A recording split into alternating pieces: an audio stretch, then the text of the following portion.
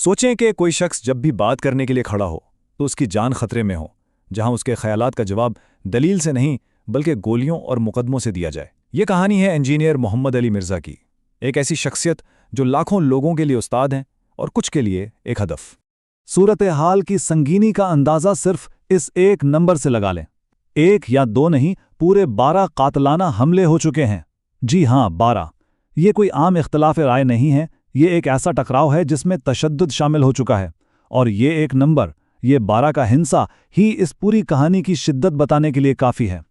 اور بات صرف جان لیوا حملوں پر ہی نہیں رکتی، ان پر ریاستی سطح پر بھی شدید دباؤ ہے۔ توہین رسالت جیسے سنگین الزامات جن کی سزا پاکستان میں موت ہے۔ مطلب خطرہ صرف سڑکوں اور گلیوں میں نہیں بلکہ عدالت کے کٹہرے میں بھی موجود ہے۔ تو سوال یہ اٹھتا ہے کہ آخر انجینئر محمد علی مرزا ہیں کون؟ ایسا کیا ہے ان کی شخصیت اور پیغام میں کہ لوگ ان کی جان کے دشمن بن جاتے ہیں؟ آئیے آج اسی کو سمجھنے کی کوشش کرتے ہیں۔ تو ان کی کہانی شروع ہوتی ہے ایک بہت ہی غیر متوقع موڑ سے۔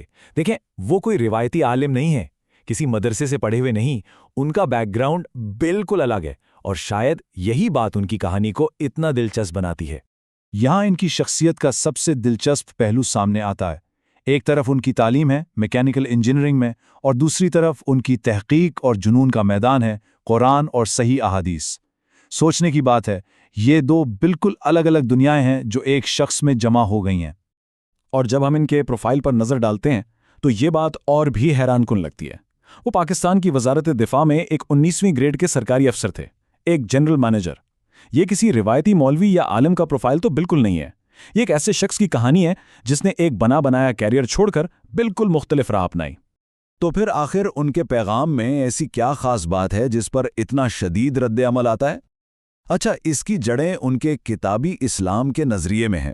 ایک ایسا نظریہ جو صدیوں سے چلی آ رہی روایات کو براہ راست چیلنج کرتا ہے۔ اس بارے میں وہ خود کیا کہتے ہیں، آئیے دیکھتے ہیں۔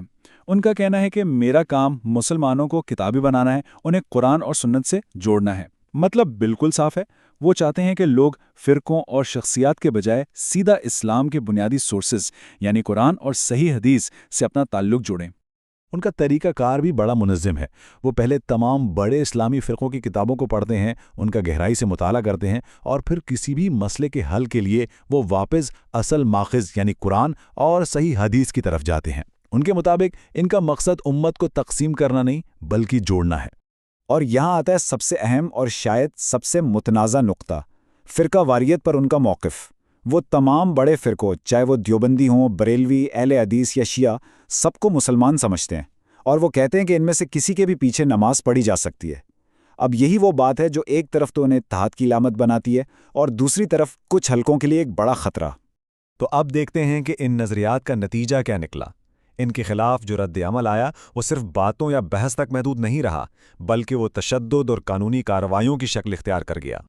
یہ ٹائم لائن دیکھیے، اکتوبر 2017 میں پہلا حملہ، پھر مارچ 2021 میں لیکچر کے دوران چاقو سے حملہ، پھر گرفتاری، اور اب یہ 12واں حملہ۔ یہ واقعات کا ایک نہ رکنے والا سلسلہ ہے جو بتاتا ہے کہ ان کی زندگی مسلسل نشانے پر ہے۔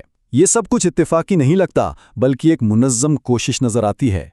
اور جو الزامات ان پر لگے ان کی سنگینی کو سمجھنا بھی بہت ضروری ہے۔ پاکستان پینل کوڈ کی دفعہ 295C جس کے تحت توہین رسالت کی سزا موت ہے، اور الیکٹرانک کرائمز ایکٹ کے تحت فرقہ وارانہ نفرت پھیلانے پر 7 سال قید۔ اکثر یہ قوانین ذاتی دشمنیاں نکالنے یا اختلافی آوازوں کو دبانے کے لیے بھی استعمال ہوتے ہیں۔ تو یہ الزامات ان کی زندگی کے لیے ایک بہت بڑا اور حقیقی خطرہ ہے۔ لیکن ان کی ثابت قدمی بھی دیکھیے۔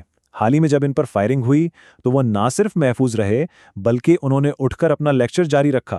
یہ واقعہ ان کے اپنے کام سے ان کی گہری وابستگی کو ظاہر کرتا ہے۔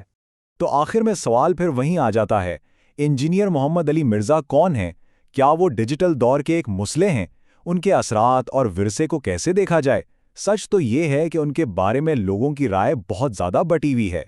ان کے اثر کا اندازہ صرف اس ایک نمبر سے لگایا جا سکتا ہے، یوٹیوب پر 30 لاکھ سے زیادہ سبسکرائبرز۔ یہ بہت بڑی تعداد ہے۔ اس سے پتہ چلتا ہے کہ ڈیجیٹل دور میں ان کی آواز لاکھوں لوگوں تک پہنچ رہی ہے۔ تو یہاں ہمیں دو بالکل مختلف تصویریں نظر آتی ہیں۔ ایک طرف ان کے حامی ہیں جو انہیں ایک اصلاحی آواز سمجھتے ہیں، ان کے خیال میں وہ قدامت پرستی کو چیلنج کر رہے ہیں اور امت میں اتحاد کو فروغ دے رہے ہیں۔ اور دوسری طرف ان کے ناقدین ہیں جو ان پر الزام لگاتے ہیں کہ وہ اپنے غیر روایتی نظریات سے لوگوں کو گمراہ کر رہے ہیں اور معاشرے میں تقسیم اور بے چینی پھیلا رہے ہیں۔ تو آخری سوال یہی ہے کہ تاریخ انہیں کیسے یاد رکھے گی؟ کیا وہ اسلام کے ایک جدید مارٹن لوتھر کے طور پر جانے جائیں گے، یعنی ایک ایسا مصلح جس نے لوگوں کو واپس کتاب سے جوڑا، یا پھر انہیں ایک ایسی خطرناک شخصیت کے طور پر دیکھا جائے گا جس نے ایک پہلے سے ہی نازک ماحول میں مزید اشتعال انگیزی پیدا کی؟ اس سوال کا جواب شاید آنے والا وقت ہی دے گا۔